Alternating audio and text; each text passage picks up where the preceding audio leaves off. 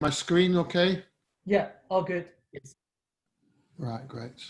You can just yeah, play the PowerPoint now. Fantastic. Okay. Right. I know we did a bit of training quite a while ago, so forgive me if I'm repeating stuff or going over stuff you've already heard. But um, just show you an overview of our Docklands campus at University of East London. You'll see here we've actually got London City Airport, which is in the river. The planes come down, but this is the campus here in this whole section. And in between we've got the airport there, but we've also got a direct Transport for London train link going into the campus as well. So there's actually a station there that you just come out the station and you're on the campus. So it's very connectable. That going that way goes into Tower Bridge, the centre of London, takes about 20 minutes in the train that way. And this just goes into the local Docklands community. Not a lot of flights to Sydney or anywhere from this airport. It's mainly links into Europe, but it does have some international flights to Venezuela and places like that. But most people would go into Heathrow or Gatwick when coming to the UK. But we occasionally get students flying into City as well. And the staff use it if we're ever doing sort of business trips to the EU. Within the campus, we've got, well, I'll share the next screen. I'll come into that. So, I mean, why choose UEL out of all the institutions in the whole world that you could possibly go to? Well, you may or may not have heard this, but we actually do have a #1 ranking in the UK, and that's for our research impact in psychology. We're #1 in the UK for that very narrow area of psychology, in where the effects of the research we have done have had a real impact in the community and the world at an international level. So that means we're better than Cambridge, Oxford, and anybody else you care to mention in that particular field. We're second in the UK for teaching, the quality of teaching amongst young universities. That's any university that is officially a university and under 50 years old in the UK. And we're in the top 200 of those type of universities in the world, okay? We do have a reasonable world ranking. We're not Oxford, we're not Cambridge, we're not Yale, we're not Harvard, but then we're not really competing in that sort of market. But where we do have niche impact is in things like architecture and civil engineering. We're certainly one of the top universities in the country for architecture, and usually feature in the top 3 in terms of London for architecture and civil engineering. We were also, because of onward progression over a decade, we were recognized as a rising star of higher education, having moved from a very lowly rank up into a sort of mid-rank institution of the UK. And then we're sort of one of the most modern universities for student satisfaction. And we've got a very strong employability record as well. Okay. I showed you the Docklands campus aerial view. We actually have 3 campuses. We've got 2 campuses built in Stratford, which is where the Olympic Games were held, and it's the heart of East End London. So in the Docklands campus, that's where our arts and creative industries feature, fashion design and various other things like that. Also art, fine art, illustration, photography, architecture, computing and engineering are based there. And a lot of our social sciences, particularly the politics section, are in there as well. Within the Department of Health, Sport and Biosciences, we have a large sport concentration in Docklands. Not only have we got huge sporting facilities there, but we actually teach things like sports management, sports therapy, and sports performance kind of courses. And it's also where our MBA students are based. At the Stratford campus, the other aspects of health, sport and bioscience like nursing and health and the actual lab stuff and pharmacy and and chemistry and biology, all those courses are taking place there. And along with that very high-ranking psychology group. We also have a School of Education and Communities that offers teaching courses. And the other aspects of the undergraduate business are featured in that campus. And then we've got a bespoke dedicated place that we actually share with Birkbeck University. Birkbeck use it for the evening classes because they're the evening class-based university, and we use it during the daytime up until about 6 o'clock. But we also do evening classes there as well for some of our short courses. And but it's where our law courses are based. It's where our dance groups and theatre studies, and it used to be where the MBA is, but now it just teaches international business there as well. Okay. We've been working on a vision since 2018, a 10-year vision on where we see ourselves in 2028. This is gearing us up to be a major institution that is focused purely for the fourth industrial revolution, to equip the students of today with the skills and the resilience and the mental well-being and all those kind of aspects of them to cope with 21st century living and employability and further education. This has been a positive impact on all the courses that we offer, all the students that we've been working through.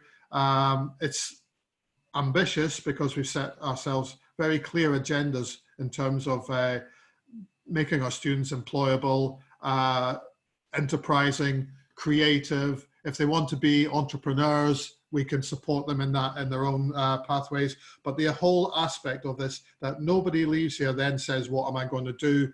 Where am I going to get a job? While they are actually studying, they are making those plans for the future, and everybody leaves with a plan and knows where they're going to go after they leave the university.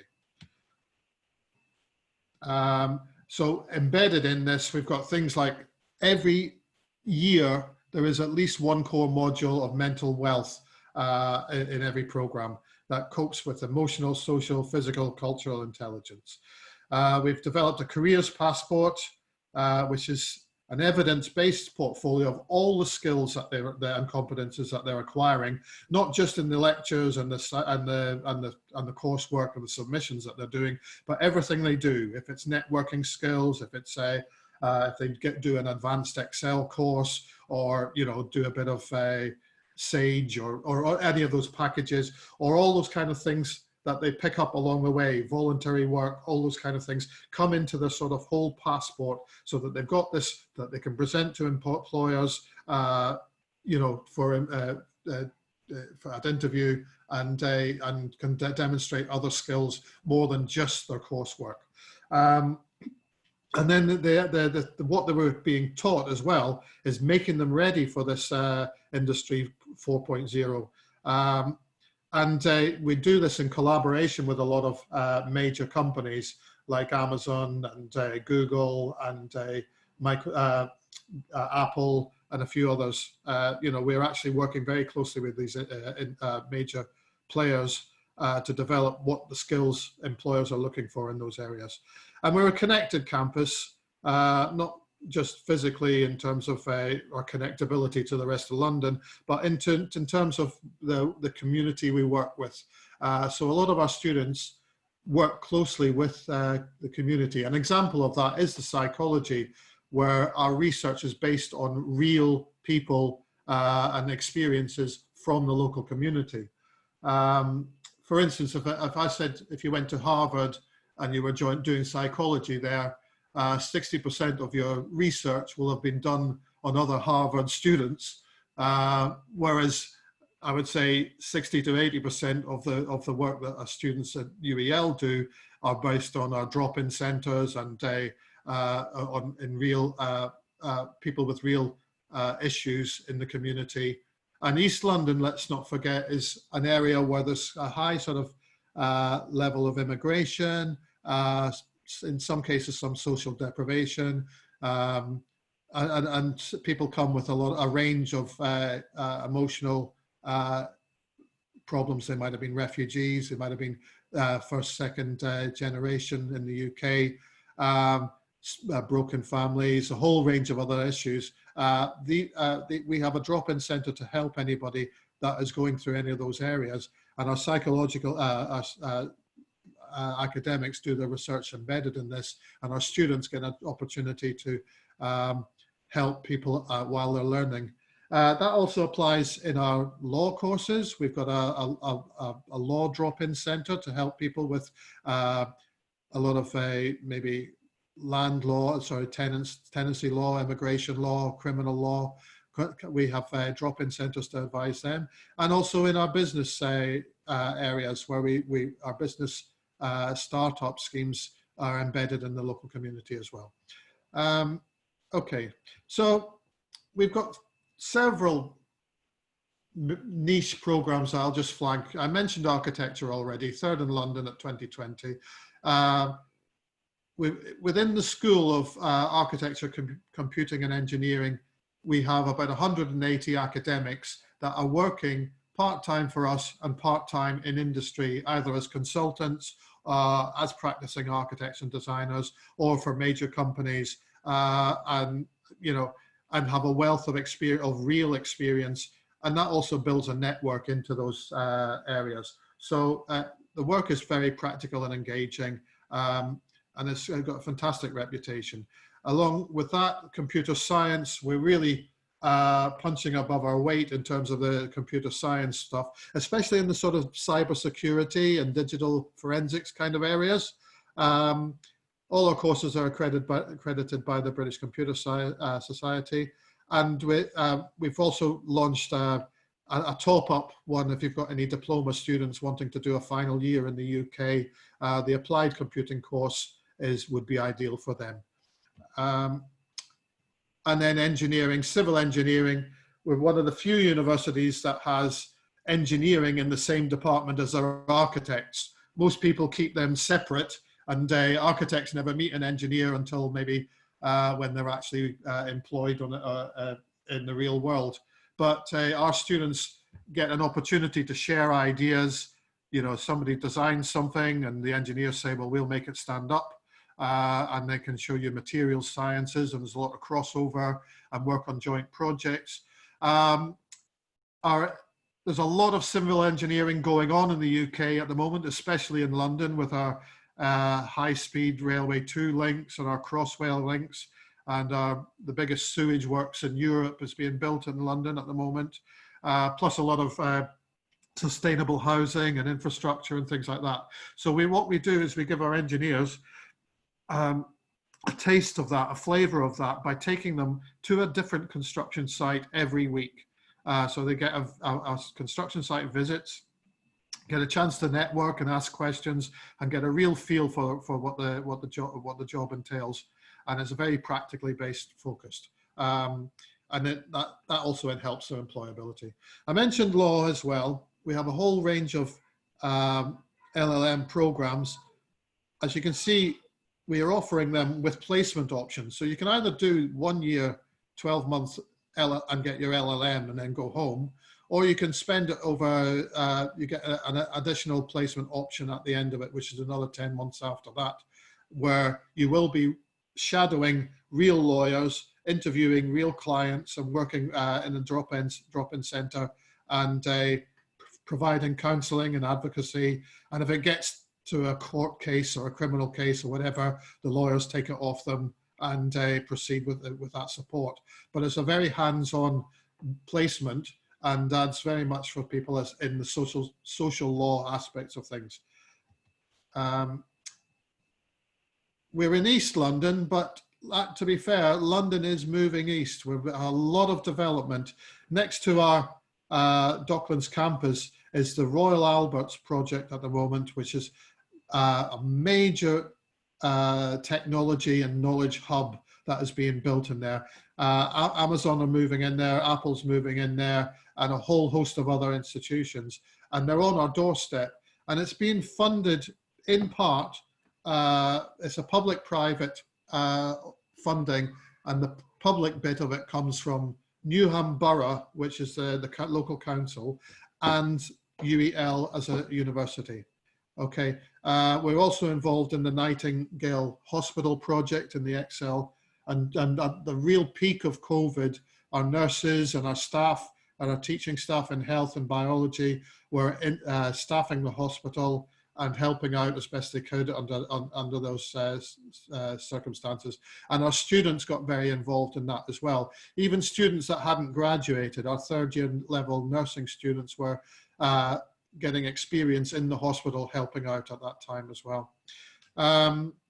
This bit here is sort of Canary Wharf, which is again about 3 or 4 stops down the line from us. It's really where the new banking sector is in London, and you know, the top. It's a great opportunity for some of our accounting and our business students to get involved in some of that. But we've invested heavily in our own campus facilities. So in order to meet the growing needs of the sectors, we've got world-class libraries that are open 24/7. Our Stratford Library in 2018 was voted the best student library in the UK. But the one in Docklands is massive. It's somebody asked me how many books have they got once, and I had to find out, and they said that it was 40,000 books, but actually most of it is online now.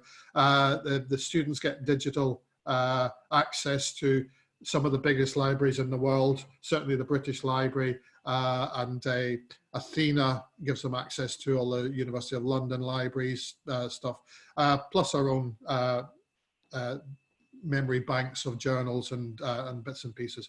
We spent £21 million on our sporting facilities, our sporting complex, and this was done at a time during the London Olympics, which you may remember in 2012. None of our students remember that now, but it was a big event for London, and at the time, universities had to put up, look after one of the international teams. I remember when I was at Brunel University at that time, we looked after South Korea and the team from Togo, and that was about it. But University of East London at the time looked after the United States of America team.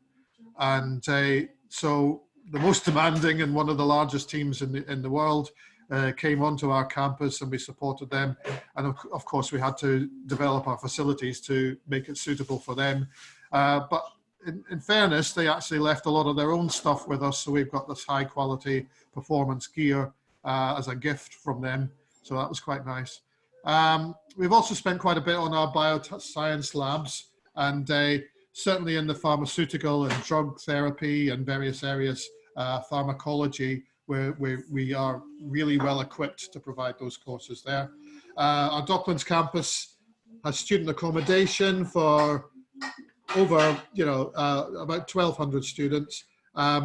Many of our students this year that were required to do quarantine, we offered them a fortnight package of quarantine on the campus there, with home delivery of all their food and everything for three times a day.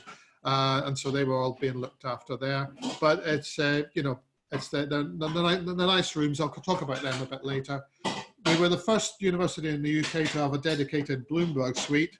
There's probably about another 20 up and down the country now. But we've got strong links with Bloomberg, and they've really helped us, especially with our MBA students. And our Knowledge Dock is an area in the Docklands campus where if people do have a business idea and a startup idea that they want to develop, we can support them. For £90 a month, they can rent an office there, which is very student friendly, shall we say. And even some of the students get awards to help them develop it, up to about £6,000 if they're lucky. But we've had really successful startups as a result of that, especially in the sort of sustainable sector and the creative industry sector. We offer a wide range of student support, as you might expect.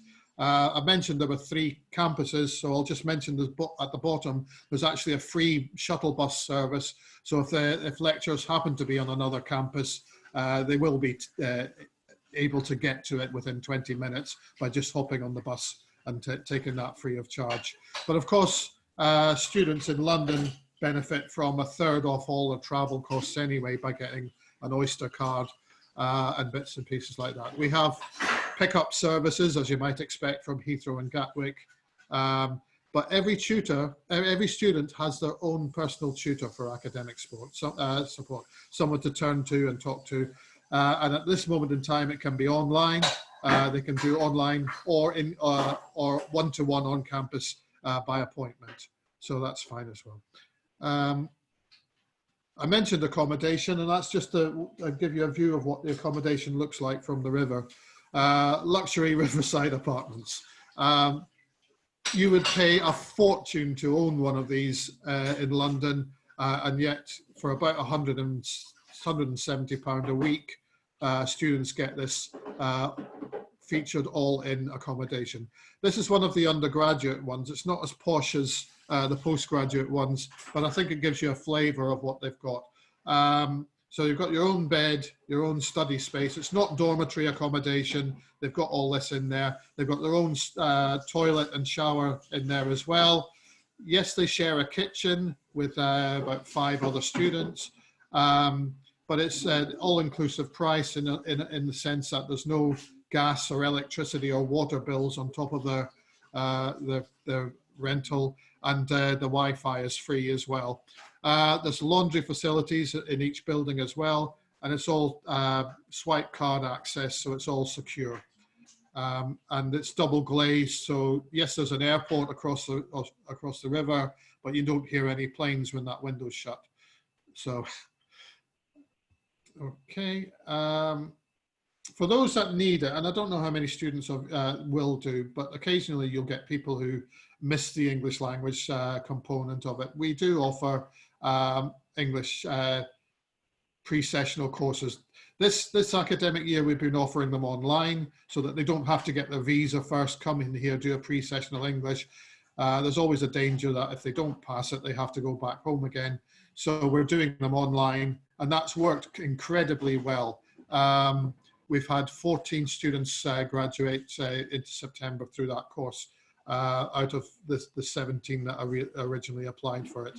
And the other 3 have opportunities to pick up English language later on to go for January. I could go through hundreds of courses, but I selected a few for this year to see which was the most popular ones at undergraduate level. And certainly the hospitality management sector. Surprisingly, when you think globally, that's been one of the toughest ones that's been hit by COVID. Nobody's going on holiday, nobody's going to hotels and things like that. But it's been a fantastic upsurge in people wanting to do hospitality management at UEL. And alongside that, sports management and fashion design. Computer science is always a favourite, and along with accounting and finance. But some of the architecture, but some of the little niche ones, our animation's done really well this year, and the law with international relations, that's a combined, so it's a major minor, so you get a full LLB, you do enough law to qualify as a lawyer, but you add on subjects to make it more relevant for an international arena. We also have a version of that does law with criminology as well. That's just a quote from one of our Chinese students from last year who did another niche area, international and comparative public policy, but it's a fantastic course. You actually have an option to do your second year in China free of charge. You just need to pay for your subsistence, but accommodation and student fees are it's in combination with a Chinese institution as well. So they end up getting 2 masters out of that program. Now, what I just want to sort of catch up on is what dual delivery is. And I know I touched on it with some of you guys before, but it's not what everybody else says is blended learning. this was an opportunity. We decided this round about May in the cycle that, listen, we were going to be open in September regardless. We were going to move heaven and earth to make sure that people could come to UEL and have a full on-campus experience if they chose to do so. But we also recognized that so many people wanted to have, there were a lot of people with apprehension, didn't want to come to the UK and wanted the flexibility to be able to study online if they wanted.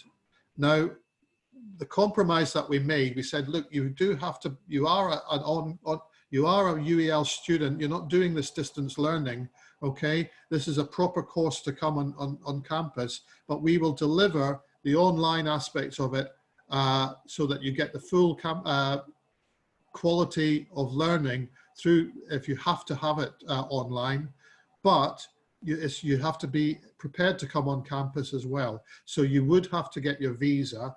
You might not need to turn up to the 30th of November at the latest in order to be physically on campus, but we still want you to get that visa and come to the UK and be part of this London experience. So in order to achieve that, we made sure that the CASs were issued. We made sure that everybody got the late arrival date agreed with UKVI should they want it. Most people actually have turned up now. I've got one or two that are still coming this week, but there was the flexibility should anybody want to defer to hold off coming to the UK till about the 30th of November. We've built that into the program. So what that means in practice is that all the lectures are streamed live, but they're open to people who want to come in and have the lecture experience. It's all done at a safe distance. So yeah, some of our bigger rooms have had to be used to accommodate people that want to be 1 or 2 meters apart or whatever it is, that the screens are up, that masks are worn, that all those kind of things are taken care of. But if people want to tune into the live streaming and do it, that is there as well. And they're also recorded. So if somebody, for whatever reason, cannot meet that time, maybe they've got a part-time job, or maybe it's their only lecture that day and they say, I don't want to come in for 1 hour for a lecture when I've got other stuff I can do. I can record it, I can watch it live, I can watch it again for revision purposes, and I can enter into one-to-one discussions when I'm online as well. And I can book one-to-one with the tutors at a time of our choosing, whether that's online or in person in campus. The group work has worked very well as well. They can either go into the Costa coffee areas or the breakaway sections of the university on campus, or they can arrange team meetings and organize their meetings like that, or a combination of both. And that's what it's been pretty much. All the studios, I mentioned architecture and fine art and the laboratories, they are all open. All the engineering workshops are open, fully staffed. The library is open. Everybody can come in and take advantage of that. And everything's on, and the industrial visits are still taking place. But if you needed to do that on a virtual stage, as I say, we've made allowances for various people to do bits and pieces of virtual learning. Okay, some things are not practical. If you are a fine artist and you want to do a painting of a life model, it's pretty hard for you to do that virtually. So you come into the studio, but it's perfectly safe for them to do that. But we're committed totally to the safety of the students and staff and visitors of the campus. Even myself working from home, I do a daily 1, 2, 3 check that online to make sure that I'm informing everybody that I'm still safe, that I'm still well, that if need be, I can come into the campus, or if there's any particular circumstances or reasons for preventing me, everybody's aware of it and they can cover for that. We haven't had any cases of COVID on campus thankfully this September. I know there are cases in London, and I know that other institutions have suffered a bit, but thankfully, touch wood, we haven't had any problems. But obviously we have things in place that would make sure that if anything did happen, people were able to quarantine and take the necessary precautions and arrangements. I think I'm going to leave it there and open it up for questions and bits and pieces to you. And I hope you were all able to get all that. Okay. Okay, thank you very much, Patrick. Yeah, I just sent two websites into the group as well. One is, I think, the January intake programs may be quite attractive since many students defer their intake. So if you still have any students interested in studying in UK but do not want to start until September next year, then January intake is a quite good option for students. And UEL offers quite a lot of January intake programs. You can click that link and see all the available programs. Okay. So another link I sent to the group is the fees and funding link. So you can see the tuition fee of UEL is quite affordable. For the bachelor degree, normally is 12,700 GBP, and for the master, it's almost the same price. Yeah. Okay, so we got one question. Can you see that in the Q&A box? Yeah, I'm just having a look. If the students need to study English before beginning the main problem, well, we normally did. Okay, so in previous intakes, we offered the combined course, CAS for the course and the pre-sessional. Now, the thing is, for this September and for this January, it'll be totally online. So we won't ask anybody to apply for the CAS to do the pre-sessional English, okay?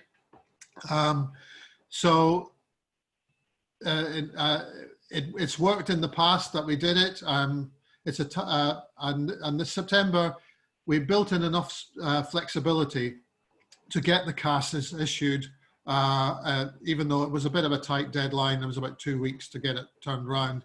But what we do is we do all the pre-CAS checks first. So they've paid the deposit for the main course. They've paid all the fees for the pre-sessional. They've had a pre-CAS interview, and we've done an initial check of their bank statements to make sure that the banks are correct and everything like that, so that when it comes after the pre-sessional, we can chase that through and fast track the CAS so that they can come for the main program. It also then saves us a lot of time and heartache for anybody who doesn't pass the pre-sessional English, having to sort of go through a lot of hassle and things like that and affect their future career. So it worked fantastically well for September. And it's our pre-sessionals are up and running this week for the 11-week one. It's a fast turnaround already. So we've got a couple of people on the 11-week one started this week. And then we've got a 5-week one going into January, starting in November the 5th, I think it is, but I can double check that for you. But as I say, it will be totally online. But it's not like doing something like Duolingo or just trying to think of an equivalent. It's, you've got lots of online courses that offer English language provision. This is a fully embedded and engaging classroom situation, a bit like our Zoom conversation here, where everybody's taking part in it. And the academics really work hard with the students and set them a lot of tasks, so they're fully engaged with it. It is full time, so there are a lot of hours in there, not just the class time and the face-to-face time. They have to go and do other work and present it and feedback on it. So it's so when people ask why are the fees not, it's the same quality of delivery and participation and engagement that you would have of being there on campus. So that's your reason for that, if anybody asks. I hope that helps. Yeah, Patrick, we got another question in the chat box. So let me have a look. Like about scholarships, and the requirement for scholarships. Maybe just some brief information. Yeah. Okay. Okay. So we've always offered some kind of level of scholarship for undergraduate and masters up until, well, for September. I was, for my sins, I was chair of the scholarship committee and processed in the region of 6,000 applications for scholarship, one by one. That was a very manual process. So we've decided to do it slightly differently this year and look at targeted subject areas. Now, we will be making an announcement of the scholarships for January pretty soon, actually. I've got a meeting on Thursday to discuss how to automate it a bit. It's a strange thing here. I mean, I do like students applying for scholarships, but a lot of people in a lot of regions say, can we not just do it based on our academic, on our merits and whatever, and can we have it? And agents are saying, you know, just tell us what the scholarship is and whether the student will get it or not. So what we're doing is targeting it on specific subject areas. So that will be attractive in the regions that we're approaching. So not everybody's going to get a scholarship for doing business and management, okay? Some people will, and some will get quite healthy scholarships. But we're looking at a sort of what's popular in particular regions and what areas do we want to sort of encourage students to apply for particular subject areas. So the range of scholarships will vary on subject and they'll vary on price a bit as well. But the lowest scholarship anyone will get will be £1,000, and that will tend to be for the computing side of things. The top scholarships will be round about 4,000, maybe 5,000 for the MBA. We don't know. We haven't decided that yet. Okay. But as I say, I'm having those talks with the heads of school this week to iron out the final packages. But certainly a mid-range scholarship will be about £3,000 for most students. Okay. There will be some subjects where they won't get any scholarships at all, but that again depends on the region, whether you see that fairly or unfairly. But they will be available. I'm going to.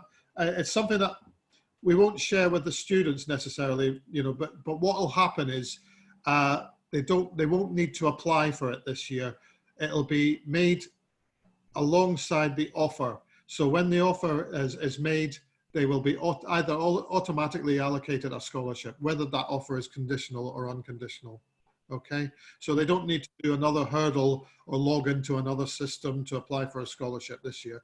A lot of people were complaining about how difficult that was, and quite a few people struggled filling in the form for it. So, and then ended up being disappointed. So, you know, it's a work in progress. We're going to try it to January and see how it works, but the chances are it'll be a much more automated process from us. Okay, thanks, Patrick. And I think another selling point of UEL is the industrial placement or the placement year embedded in your master degrees. So can you give us some like brief introduction about the placement year? Like when the students apply for the visa, will they get 2 years at one time, or yeah? So at the moment, we offer industrial placements in our School of Architecture, Computer and Engineering. So most of the master's programs in there, although not all of them, but most of them offer the option of either doing it as 1 year, 12-month MSc, or 2 years with industrial placement. Now, and I mentioned the law courses also offer the industrial placement. Now, it's slightly different with law. You would just, you do alert us that you won't want the placement, and if you do that in the application, because they're not set up as LLM with placement options, so it is one visa, and then you apply for the extension after that for LLM. But for all the architecture, computing, engineering, and the MBA, and the International Business MSc, which is now coming with a placement for January. All of them are, you can apply for a 2-year visa to get that, and it'll be, the CAS will cover both of it. Now, there's a sort of suggestion then that that implies that you're automatically guaranteed a placement. But of course, we have to sort of caveat that and say that the students need to work to obtain their placement. In other words, part of that first year of the MSc, along with their teaching, is a whole series of programs arranged to develop them into how to go and obtain their own placement. They've got support along the way, and classes every Monday on it, sort of like half-hour sessions that they go through, and one-to-one drop-ins, networking sessions, list of employers provided that have provided placements in the past, that kind of thing. But we want people to learn how to get a job. So part of that exercise is learning how to get your placement. So, presentation skills, getting your CV right. Week 1 is getting your CV sorted, okay? And by the time they get their placement, it's not like a sandwich year for some of our undergraduate programs. These guys are already qualified with to degree level in their own country, and they've now completed the full bit of a master's, albeit not the dissertation part, but they're ready, and the employers know this, so they're highly employable in those terms. But if they sit and do nothing with it, then they don't get a placement. But what happens in that case? Well, we cascade them down to the lower level, and then they leave with an exit award, which may or may not be the MBA they were looking for, depending on how well they've done in their course subjects. But they might be cascaded to an MSc or something like that. But we will take it, if they really did well academically, well, there's no reason why they shouldn't do the placement. But if for whatever reason they don't get a placement, then unfortunately that's the end of it. They lose that bit, and we inform the UKVI that they're not competing in their CAS. We haven't had too many people like that. I recall last year there was about 11 students fell into that category where they didn't do the placement, but we ended up giving most of them other secondments within the university.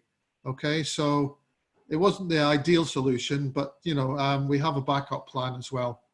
So yes, in answer to the question, you do get a combined CAS for those students. The engineering ones are never a problem because, as I say, there's so much going on there. They usually can just slot into a placement pretty quickly. Some people know people that are already in the country and say, look, I want to work for my uncle. Is that a placement? We're like, well, look, can you evidence that it's going to meet the learning outcomes that's required of it? And then we might, in some cases, consider it and do vetting and make sure that the academics can support it. But hey, those are the rarities, but we work very hard to make sure that our students get on the placements and carry on successfully. Post-study work then kicks in after that for all of our students, because you may know that there's changes in the regulations, and that currently it's proposed that there'll be 2 additional years where students can work after they graduate in the UK as not part of a placement, as part of just normal life. It doesn't matter what work they do. They can work at McDonald's if they want, but they have that facility. There's talk of it being extended to 3 years. I don't think the government have made up their mind on that, but certainly the 2 years is going ahead. So that's good news for our students as well. Yeah, I think that's definitely an attractive point for so many students applying for UK now. Yeah. Yes, absolutely. Yeah. Okay. Yeah, pretty good. I think no more questions. Yeah. So all partners, we will send you a link to the recording of today's session, and you can review today's PowerPoint as well as recording. And if you have any further questions, please feel free to contact our marketing managers, and we will help to answer the questions. Okay, thanks very much again, Patrick. Yeah. Okay, no, thanks. Just on a closing note, using the applicant portal, you'll be able to see all the January courses available just in the drop down from that. A bit of advice on that: if you can put FT for full time, you'll remove a lot of the short courses that we're running in January that are of no use to international students whatsoever. Okay. Okay. Got it. But if you put in January, and make sure that you put in the date 2021, 2020/1 as opposed to 21, so it's because we're still in the same academic year, and that'll bring up the courses for you. If you have any problems at all, do give me a shout, because it's not always evident and obvious what alphabetical order they're in, because they're going from BA to BSc to BN and by course title. Okay, but I'm sure you'll do fine. But do flag it up if you have any difficulties. But get in touch with me, and I can help. I'm really hoping that we've got the biggest range of January programs that we've ever had, Yes. and there's a lot of foundation programs and international year ones and pre-masters courses available as well. There's a whole lot to look at there. So, but if you get stuck, give me a shout and I can help you through it. Okay. Okay. Yeah. Thanks, Patrick. Yeah. Hope you have a nice day. Yeah. Okay. And you too. Okay. Thanks very much for your time, guys. Hope Yeah. to see a lot of students now. Yeah. Yeah. Thanks. Bye. Okay. Bye-bye.